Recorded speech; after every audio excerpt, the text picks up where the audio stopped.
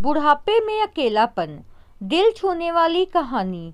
नई नई नौकरी लगी, घर से दूर दूसरे शहर में।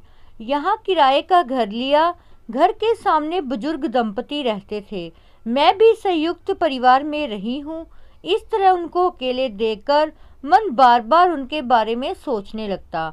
सुबह ऑफिस जाती तो देखती दादी दादाजी को कांपते हाथों से चाय देती और दादाजी भी कांपते हाथों से चाय लेते। धीरे धीरे दोनों हाथ मिलकर घर का काम करते। कोई भी उनसे बात नहीं करता था। कभी उनकी भी आवाज़ नहीं सुनी थी। शाम को आती तो दोनों को नीरस थका छत की मुंडेर पर खड़ा देखती। लगता जाकर इनसे बात करूं, पर फिर कदम रुक जाते। जब जब इन दोनों को देखती मुझे मेरे दादाजी दादी की याद आने लगती और अपने घर फ़ोन लगाकर सबसे बात करती। रविवार के दिन देखा, दादी को काम करने में बहुत तकलीफ हो रही थी, पर फिर भी वो काम कर रही थी। दादाजी कहीं गए थे क्योंकि वो दिख नहीं रहे थे।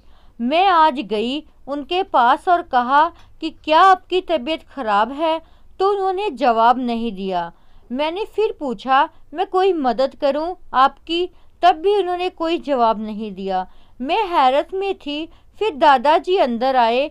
उन्होंने भी कोई बात नहीं की। मैंने ही पहल करके उनसे कहा कि दादी जी की तबीयत मुझे ख़राब लग रही है, इसीलिए मैं आई हूँ यहाँ।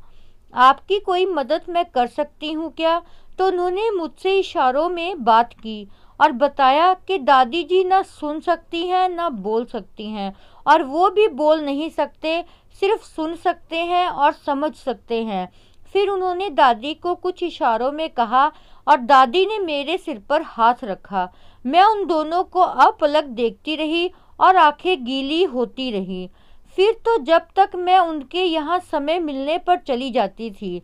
बहुत प्यार करते वो दोनों मुझे। अब तो उनके इशारों वाली प्यारी भाषा मैं भी समझने लगी थी। एक दिन मैंने दादाजी से पूछा कि आप दोनों अकेले क्यों रहते हैं, आपके बच्चे या कोई और नहीं है? तब दादाजी ने दादी को इशारों में बताया कि मैं क्या पूछ रही हूँ।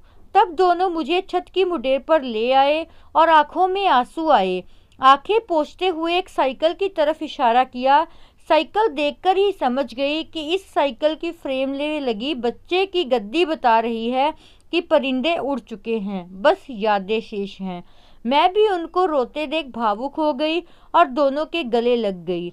दोनों ने इतना प्यार लुटाया मेरे ऊपर जो सालों से दबा रखा था उनके सीने में। दोस्तों, अगर ये दिल छूने वाली स्टोरी आपको पसंद आई है तो प्लीज़ चैनल को सब्सक्राइब करना ना भूलें। Thank you.